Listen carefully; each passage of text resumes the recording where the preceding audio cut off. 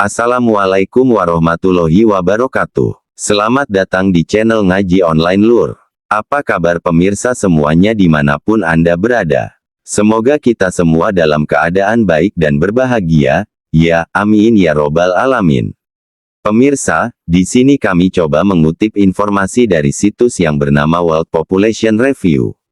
Di mana dalam situs tersebut, mereka memberikan informasi berupa data, jumlah penganut agama-agama di dunia. Lalu apakah agama Islam menjadi agama nomor 1 di dunia? Mari simak tayangan berikut ini.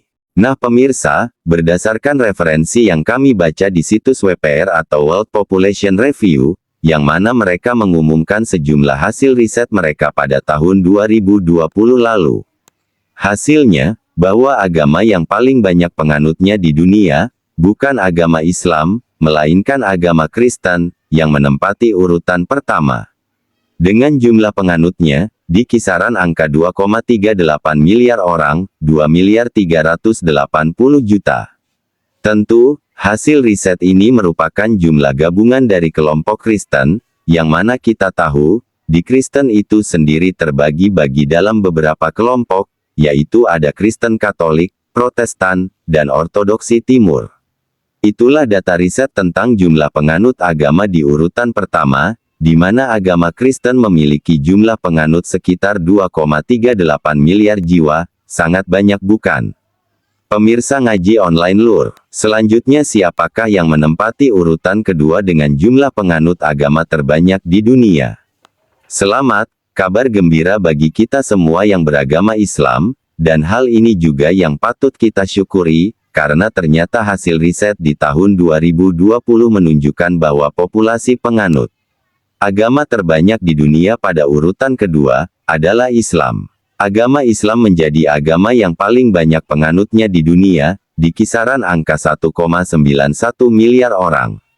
Tentu hal yang sama juga terjadi di Islam, bahwa jumlah sebanyak itu merupakan jumlah gabungan dari semua yang mengaku beragama Islam, karena sebagaimana yang kita tahu bahwa di internal Islam sendiri itu tidak berhenti pada satu nama Islam, melainkan terus berlanjut pada soliditas kelompok-kelompok, yang mana di setiap negara yang mayoritas Islam, menampilkan kelompok-kelompoknya, bahkan bukan hanya sekedar tampil, tapi terjadi persaingan antar kelompok di internal umat Islam itu sendiri dengan ciri khasnya masing-masing dan pergerakannya masing-masing.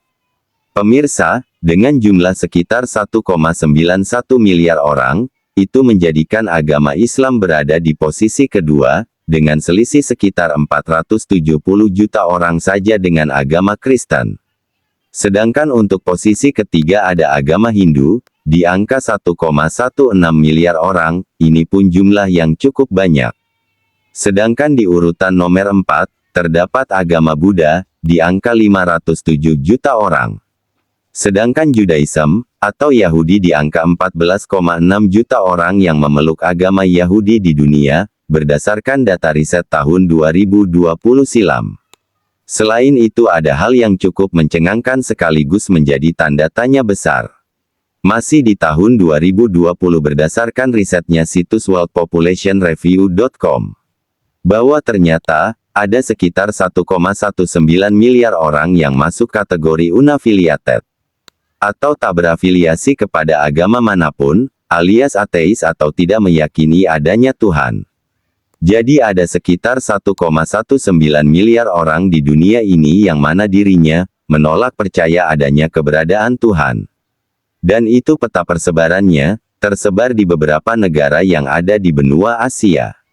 Dan ternyata jumlah ateis itu nyaris mendekati jumlah penganut agama Islam di tahun 2020, sekitar 1,91 miliar orang.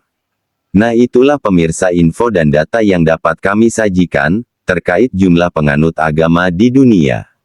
Semoga info ini dapat menambah khazanah wawasan global umat Islam, dan juga menjadi bahan masukan, renungan, agar umat Islam tetap menjaga tren positif ini. Bahkan situs ini memprediksi jumlah umat Islam di tahun 2050 akan mendekati jumlah umat Kristen. Wow, sungguh luar biasa bukan? Semoga kita semua selamat di dunia dan selamat di akhirat dengan cara kita dan keluarga kita.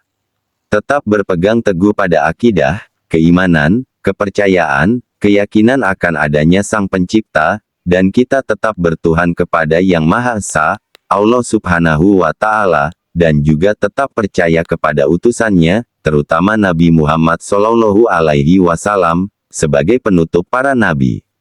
Akhirul kalam, mohon maaf apabila ada salah kata, sekian. Dan jangan lupa di subscribe channel ini, like dan beri komentar yang positif membangun. Ma'asalamah, terima kasih. Wassalamualaikum warahmatullahi wabarakatuh.